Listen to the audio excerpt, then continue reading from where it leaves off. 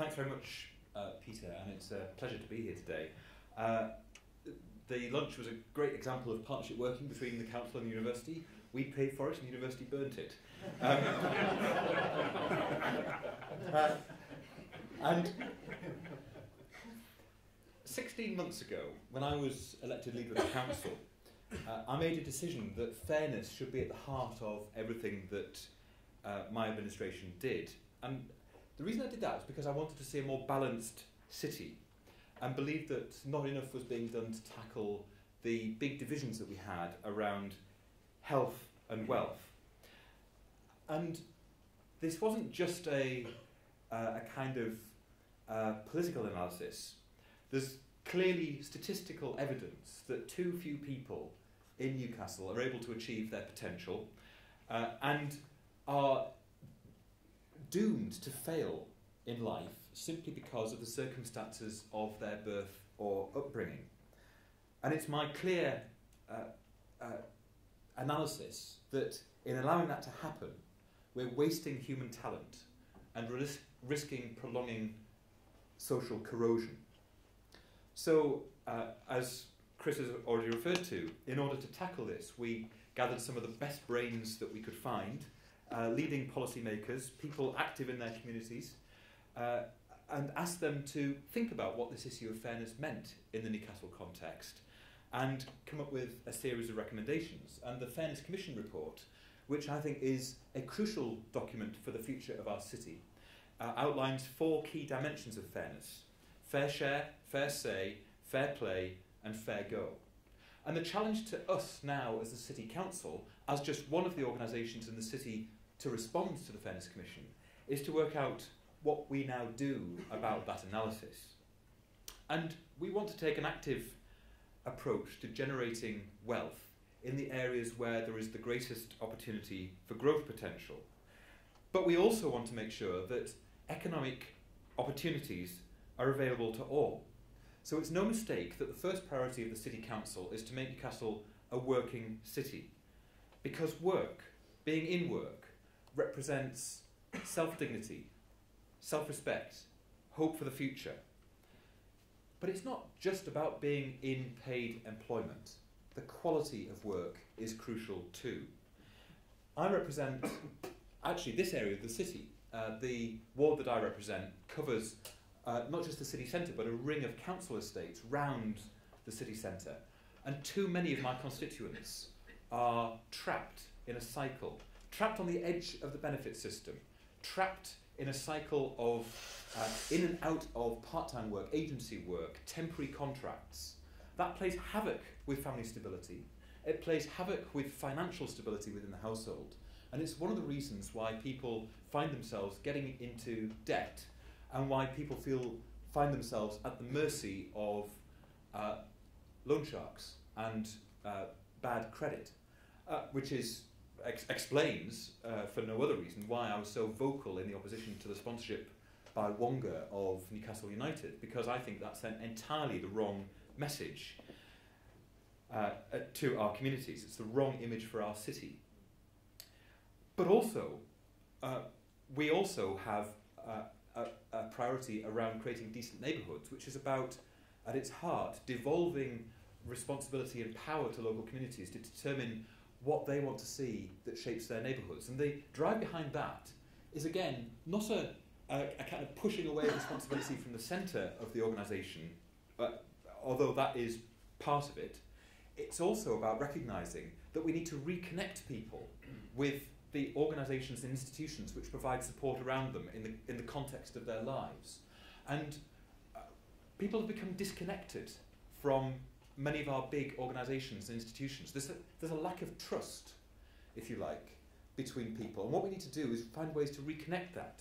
And so shifting the balance of responsibility is a way of helping to reconnect people, to shift the balance between the local state and citizenship. We're doing that to try to change the context in which the debate around the future of public services operates. And I've also referred to some of the inequalities, but some of the stark inequalities that you see in statistics are only borne out when you walk around the city. So the fact that we have something like a 16-year life expectancy gap between different parts of the city that are only several miles apart. The fact that we see huge ranges in educational attainment from children from different parts of the city. Inequalities are bad for all of us, not just those in most need, because unequal societies have poorer health, more crime, and overall costs everybody more. So we need to narrow the gaps in the city using the concept set out in the Fairness Commission of progressive universalism. And I think that there are lessons in what we're trying to do in Newcastle for the rest of the country, because we do live in a two-speed Britain, and it's getting worse. It's unfair on everybody, and it's damaging our sense of national cohesion. So that description that I made of Newcastle, an unequal city where division leads to social corrosion, I think we see being played out at a national level. And put simply, if you go to some parts of London or the southeast, you will be forgiven for thinking that you are in a different country. You'll find a place which, on the face of it, offers more opportunity, more wealth, and a healthier lifestyle. For example, both men and women living in Newcastle will live on average 5 years less than those in Richmond upon Thames. People tend to go where they think the living will be good, the jobs frequent, and the income's high. And until recently, our city's population was decreasing as people, particularly young people, left and headed south in search of better jobs and opportunities.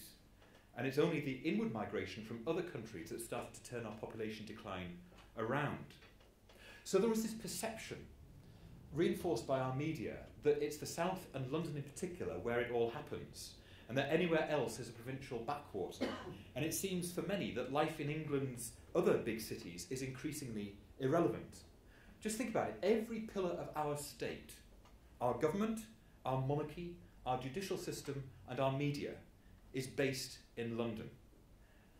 And this has contributed to this idea of where we are today, this idea of a two-speed Britain. But the dominance of an overheating southeast is a problem which I think is unsustainable, because too many people live and work there, and too great a share of our national resources are concentrated there. And infrastructure, in terms of healthcare or transport or roads, is cracking under the strain. So you only have to listen to a Radio 2 traffic report in the morning to hear the tailbacks on the M25, or if you've ever had the pleasure, if that's the word to describe it, of taking the tube in rush hour through London, where you're crammed up against the doors. Have you ever listened to a radio phone in and heard how difficult it is for people to get appointments with their GPs or find somewhere affordable to live? So I think the truth is that London and the South East is an attractive place until you try living there. And I know we all have our frustrations with this region, but imagine how much harder our lives would be if we faced a 2-hour commute or faced the impossible task of buying or renting a family home in some parts of our capital city. So we need a more balanced Britain, and we need to make the argument that the North East, with its quality of life, its modern transport links, and its willing workforce, can play a part. We need to make the case for a progressive state, both local and national, where government and local government interventions are used to further the cause of fairness. And in this city, we need to stop painting ourselves as the victims of an over-dominant London, but as a regional centre of ideas, of creation, of innovation, that can put forward sensible solutions to an unsustainable national situation. And the partnership working between Newcastle University and the City Council, and particularly the relationship that we're looking forward to developing with the new Institute of Social Renewal, offers, I think, a unique opportunity to bring together theory and practice, research and innovation, academics and activists, to show what a difference we can make here. And by being part of the discussion, everyone here today is part of what I think is going to be a very exciting journey of economic and civic revival. Thank you.